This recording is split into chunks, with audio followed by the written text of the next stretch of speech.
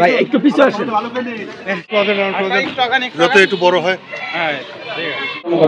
জনাব নাইট সুলতানা মহোদয়কে বিনীতভাবে অনুরোধ করে তার বক্তব্য প্রদান করছেন।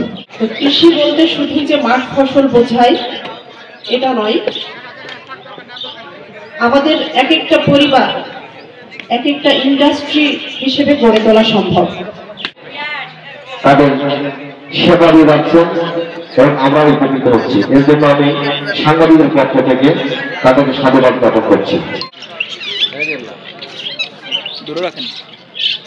আমাদের যারা এনিমেল নিয়ে এসেছেন তাদের প্রতি এবং সকল সুধীমণ্ডলীর প্রতি, আপনারা আজকে উপস্থিত হয়েছেন বলেই এই অনুষ্ঠানটা আমরা সফলভাবে আজকের উদ্বোধনটা শেষ করতে যাচ্ছি।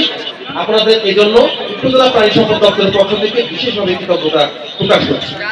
সম্মানিত অতিথি, আমি এখন আর কোনো বক্তব্য দেব না, শুধু একটা বিষয় আপনাদের অবগত করব। আপনারা জানেন যে এটা আমাদের সেবা সপ্তাহ, অর্থাৎ জাতীয় প্রাণী সম্পদ সপ্তাহ। এই সপ্তাহটা 7 দিন যাবে আমাদের কর্মকাণ্ড চলবে।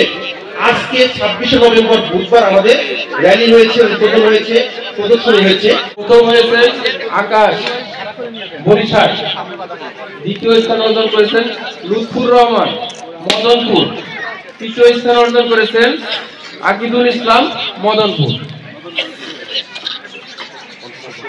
এই পর্যায়ে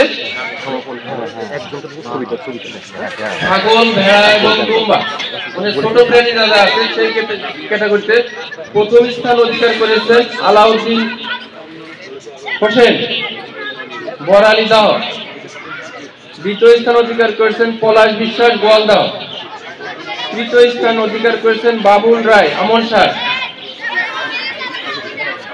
পোষা প্রাণী, যারা পোষা প্রাণী এনেছেন তাদের মধ্যে থেকে আমি পুরস্কার প্রাপ্তদের নাম ঘোষণা করছি।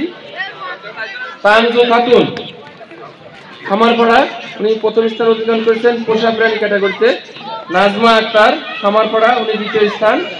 মাহমুদ হোসেন খামারপাড়া, উনি তৃতীয় স্থান অর্জন করেছেন পোষা প্রাণী যারা এনেছেন। পোল্ট্রি বা হাঁস মুরগি বা গৃহপালিত যে পাখিগুলো আছে তার মধ্যে থেকে প্রথম স্থান অর্জন করেছেন সুজাত মন্ডল মহেশপুর, পারভেজ হোসেন দ্বিতীয় স্থান অর্জন করেছেন বরিশাল, শাহিনুর পারভিন খামারপাড়া, উনি তৃতীয় স্থান অর্জন করেছেন।